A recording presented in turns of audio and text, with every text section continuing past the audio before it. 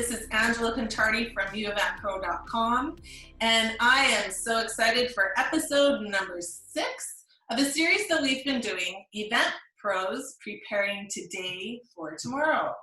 And I am so thankful to know and to have with us today an incredible lady, Dez Melenka from the Creative Hive from Edmonton, Alberta. Welcome, welcome, welcome. Thank you so much for joining us today.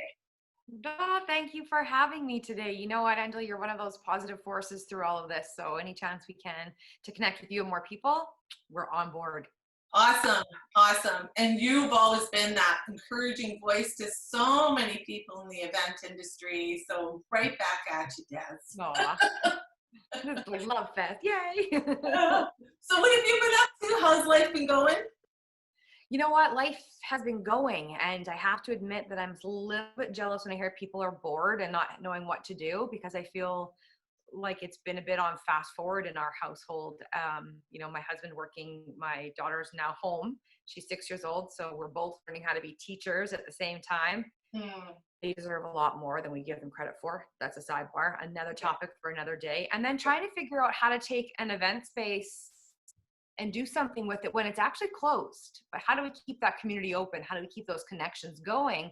And how do we get ready for the chance to open our doors back up? So it's been a roller coaster. Yes. And let's talk about that a little bit, Des, because the Creative Hive is more than just an event space, is it not? Like, there's a lot of offerings that you have from that space. Exactly. So the Creative Hive, we kind of talk is like our top tier. It's a big part of the hive. It's the whole shebang. And inside there, Monday through Friday, 9 to 5, there's a Creative Hive co-working. So people can come and work on their own, but they're never having to be alone. So that is slowly starting to hopefully reopen up soon. And we'll get into that in a bit. But underneath that hive bubble, again, there's the office rentals, where we have permanent office rentals. And then we have our section called the Hive, which is our events and workshops and classes. We have a space that holds approximately 200 people. That's our max number. And we have, bigger boardroom tables and small boardroom areas. And then we have Hive Media under that same umbrella that is more of our video production arm and stuff in there. And then we also have Where the Care, which is our community give back. So it really essentially, the entire business has been built to look like the hive that it is. Yeah, I love that.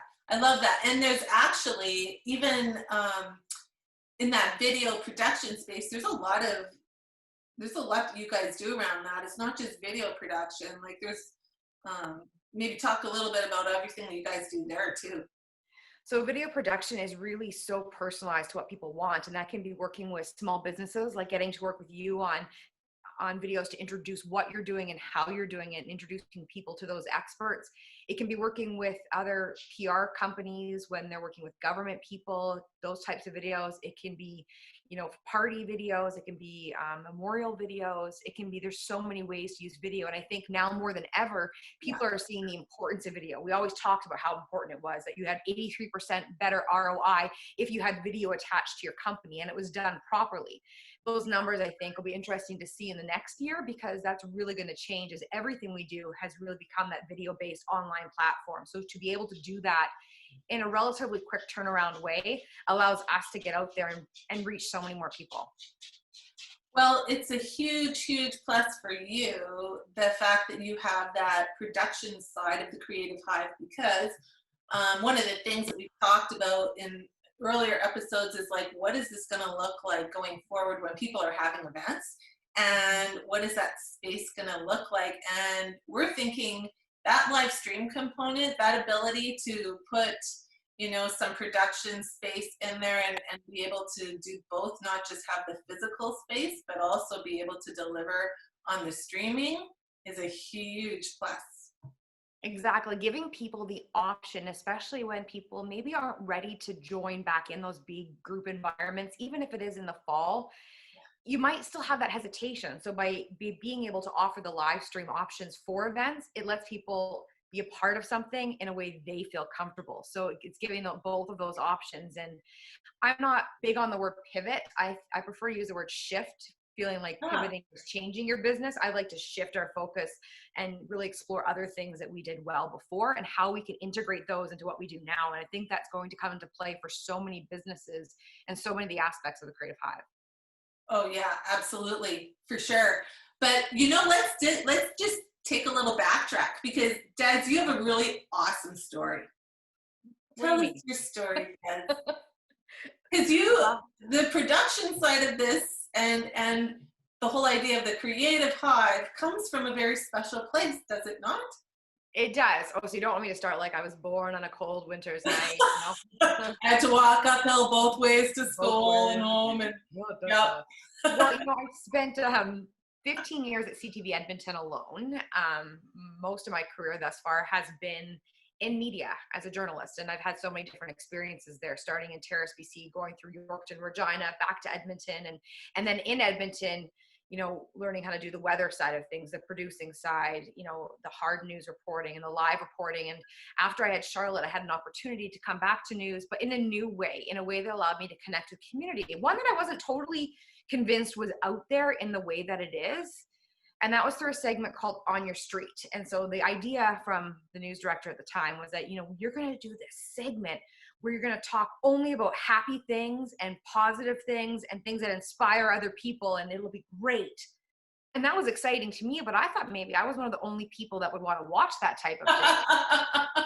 Right? I mean, Yeah. news and positive don't necessarily go hand in hand all the time. Yeah. You have to watch past the first 12 minutes to get that, right? Exactly. So I was like, okay, let's give it a go. But to my surprise and to our entire station's surprise was how popular the segment became and how much people bought into the idea of just sharing good, of sharing those small business wins, of sharing, the couple that Rick and Marcy Lemanis, I will never forget them with their Mustang story. And he had terminal cancer and he had this Mustang and he really wanted to get it finished, to drive it one time before he passed. And we put a call out there and did these stories, and hundreds of people donated their time and efforts and energy to make that a possibility, and it happened.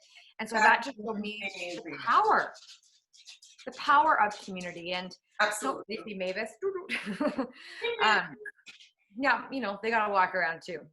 That just showed the power of community. And so the opportunity was amazing, and it opened my eyes to the amazing people and the places that we have in our city. And Yeah. so when the news started to change a little bit, as everything does, and that segment was going to come to an end, I had to make a choice. And, I partnered up with Mike Ty, who was my camera guy at the time, and we opened the Creative Hive with the concept being, for the first time, we won't just talk about community, we'll be in the community. Yeah. And honestly, we had this big plan that we'd bring co-working to the city and we would, bring everybody together.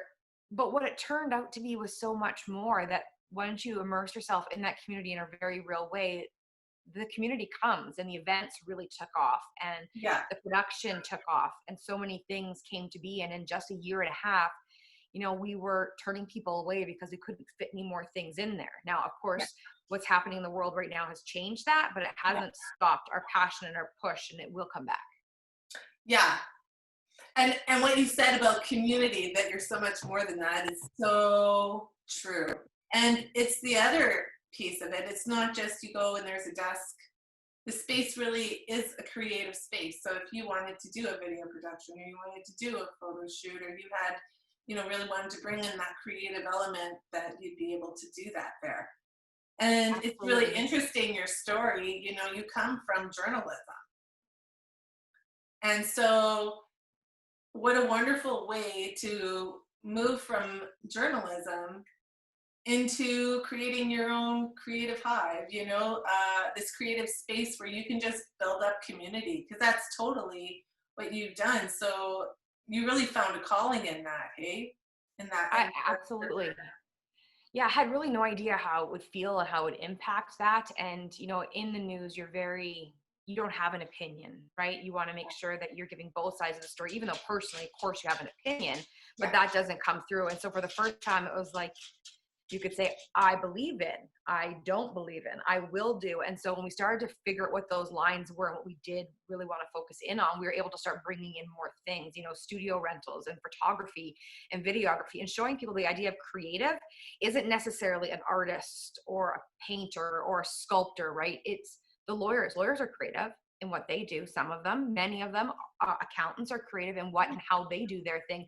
Is showing that there's that creativity in everybody and giving them a space where they feel comfortable, and the energy allows them to zone in on that. And Yeah. there's this natural collisions that happen throughout the space. It's fascinating to watch when it was full of people, is that you'd watch them just, oh, you're in the hallway together. Next thing you know, they're doing a marketing something together. Oh, you're an event planner. I'm a coach. Let's do something together. And so you'd see those people just gravitate towards each other naturally.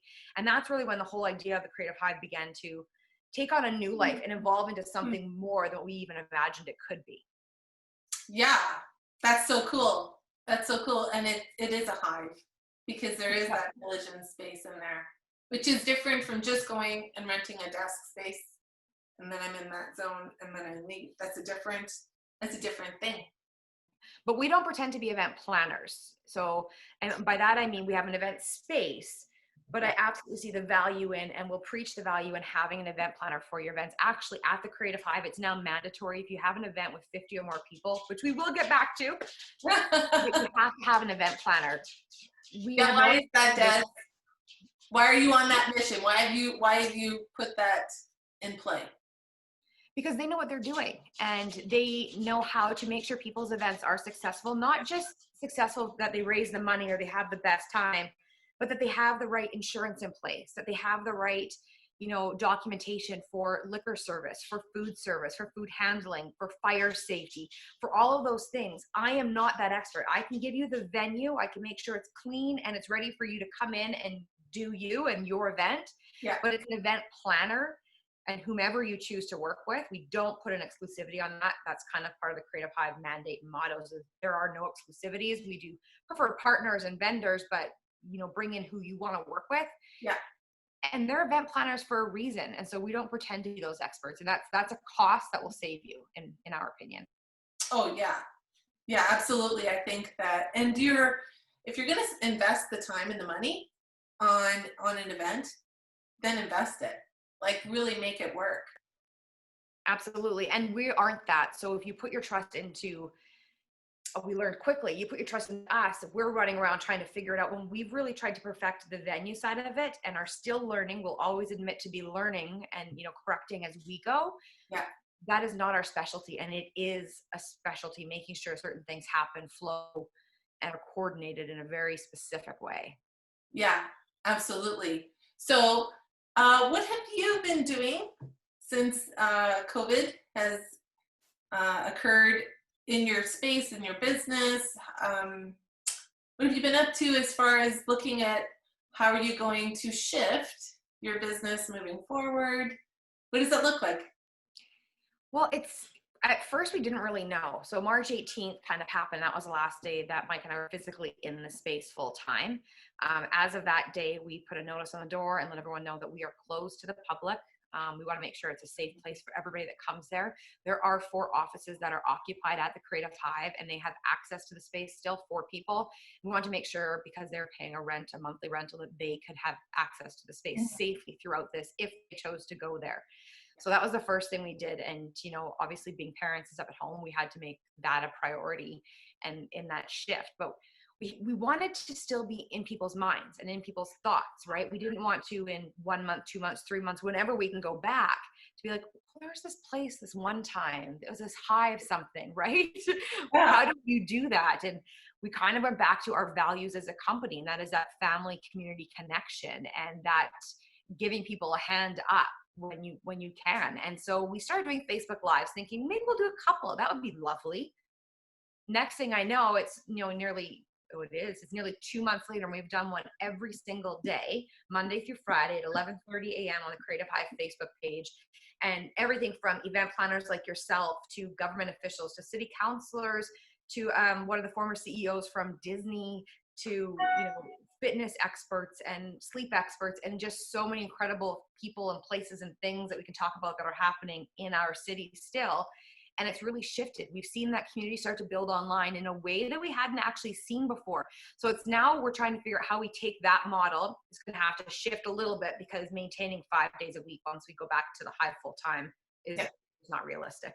So how we're shifting that into what will be our new online presence and that new connection, and how we can take that same platform and put it, you know, on YouTube as well as a podcast, and then maybe generate revenue with that. Do we get that sponsor? Do we, all those thoughts and those plans are starting to go through your head. And, you know, we'll open up for events as we are allowed to safely do that and the capacities that we're allowed to do that. Co-working, our plan is to open up in June, 10 people maximum. We're gonna have some big specials coming on to bring people back in, just making sure we have enough gloves, masks, and sanitizing stations throughout the entire space so that everyone feels safe while they're in our space. And so we're just kind of pushing forward that. We've had a lot of video production interest right now. And so we've been able to bring on a few extra contractors in that realm as that becomes some of what people are doing, more of what people are doing as we start navigating through this new normal. Yeah, interesting. You know, so the very thing that you founded your business on is really the inspiration point for how you're moving forward, which is community. Yeah. And it's really interesting how you're pulling on your past in the land of journalism to really help people in their video production and that other arm of your business. So that's so interesting. But that community piece, I think, is just so fascinating. And I think it really reflects the whole spirit of the Hive, in that you're pulling from so many different people and looking for ways that they can be lifting each other up. It's not just, you know, what are you getting from it? It's also, what are you giving? And that's when you really, really get that connect going on, is when you can really provide value and help other people achieve what they're trying to achieve too. Yeah, we kind of, and I'm sure some people thought we were a little bit wonkadoodle when we started, and we thought we would just help people and push them up, and then when they were there, that they would help us again, and we'd be able to do that back. They'd be able to afford the rent, and they'd be able to do those things. Well, that doesn't seem right. You should charge right off the top. You should do these things, and we just kind of felt our own path. I mean, I knew nothing about business when we started this. That was 1.5 years ago.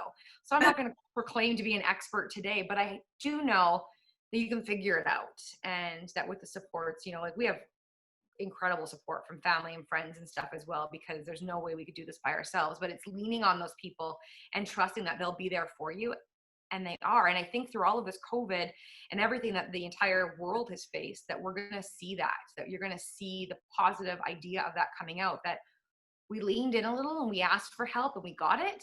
Yeah. And I really think we're going to see a shift towards that continual support for local industries, you know, local small businesses, local festivals. We need to keep them coming. They need to come back to our city. Absolutely. And there's a lot of movements going on, a lot of discussion about that whole concept of keeping it local. Mm-hmm.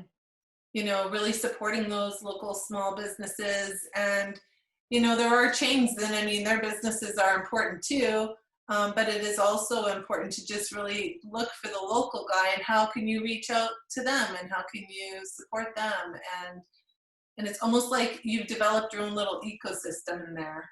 And that's kind of reaching out. It's getting a bigger and bigger audience. We will see where it takes us. We have no plans on stopping, but we will push through as much and as hard as we can. And we'll be there to support people along the way. You know, at the end of the day, it is a business. There are bills to pay, and there are things to do, and there are goals to reach. But you can get there in your own way. And maybe sometimes not knowing a lot about what you're getting yourself into off the top makes you naive to the insanity that goes with it all. But ignorance is bliss. Yeah. But it's been a fascinating journey, and it's not changed. So we'll see what happens. So since you started your journey, Dez, what has been your big learning? Like, what has been the biggest thing that just made you go, huh? What hasn't been? Seriously, what hasn't been? We had an unintentional event space. My husband called it, before we even opened the Creative Hive, he goes, you know, this will be an event venue, right? Like, that's what you should be planning for. No, it is, Dez. Like, yeah, this will be. I'm like, no. So I got ready for co-working, got all my systems, what I thought were the systems in place, and then it became an event space.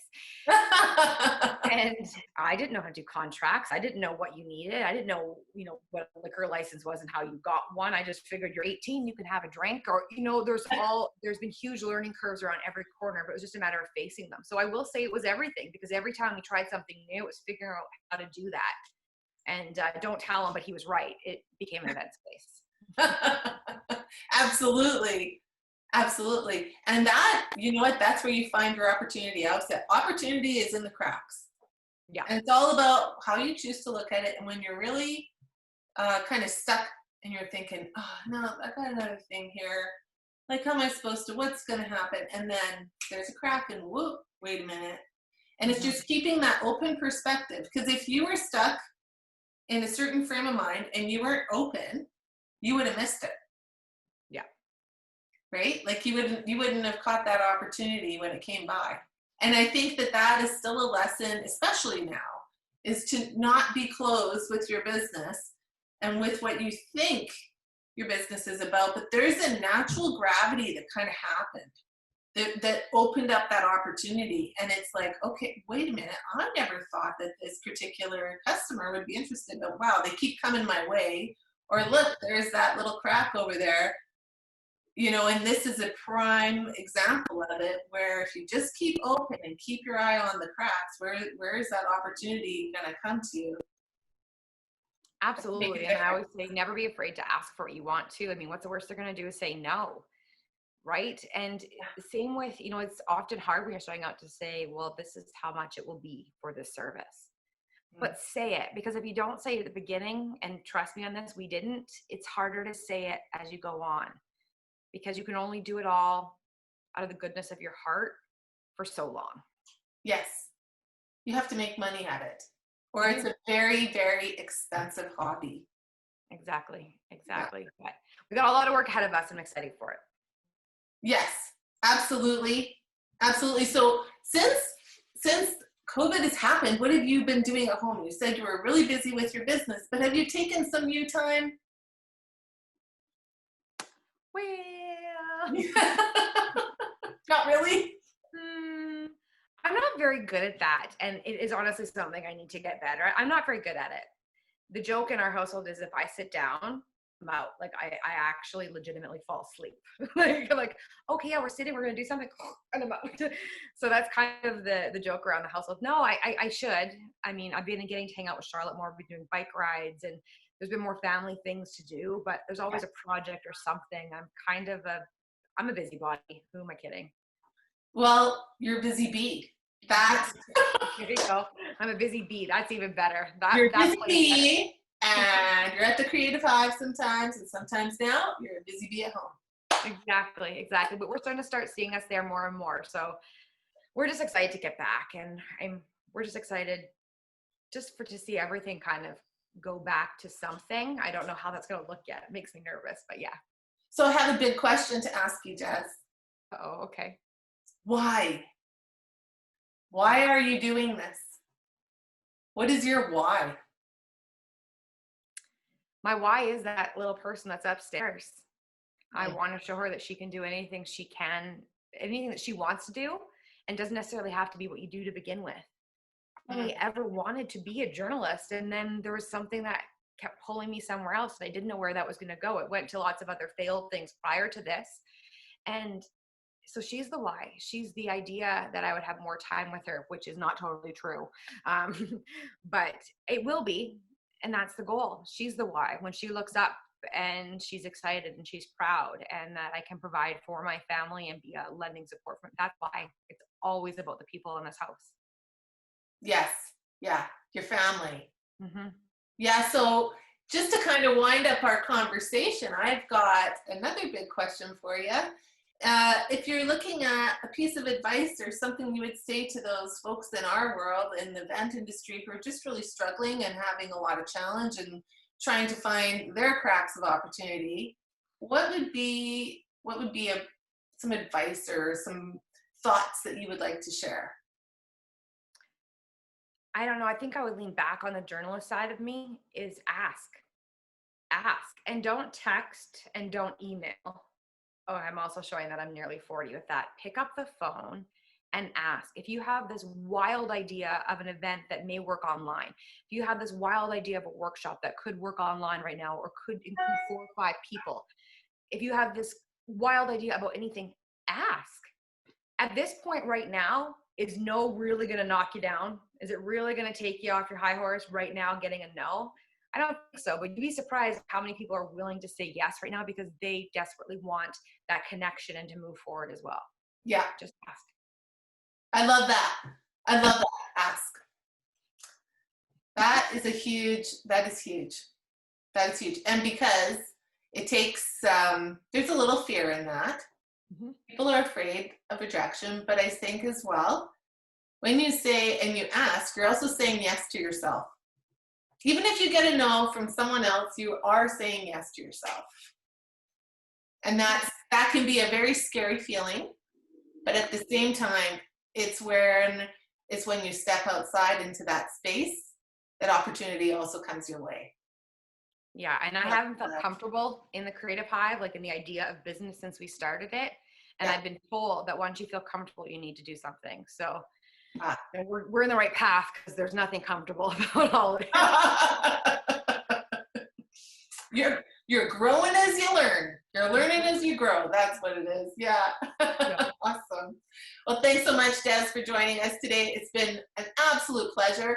And if it's okay with you, we'd like to keep in touch for future episodes of this particular series and maybe another series that we'll do down the pipeline here. Absolutely. You're so much fun to chat with. I've always said that if anybody watching hasn't worked with Angela, do, because she's a wealth of knowledge and she's also a really friendly voice. So thank you for having me. Thanks, Dez. Thanks so much for joining us today. Cheers. Thank you so much, Dez, for joining us. It's always a pleasure talking with her. I always learn something from her, and she's just a joy. It's so interesting community. You know, that's such a value point for her and how she's reaching out into her community to help her business shift into this next phase. So thanks so much, Dez. Next episode, we'll be talking with another event industry professional who will be talking about how to keep giving at this time in your organization as we prepare today for tomorrow. Cheers.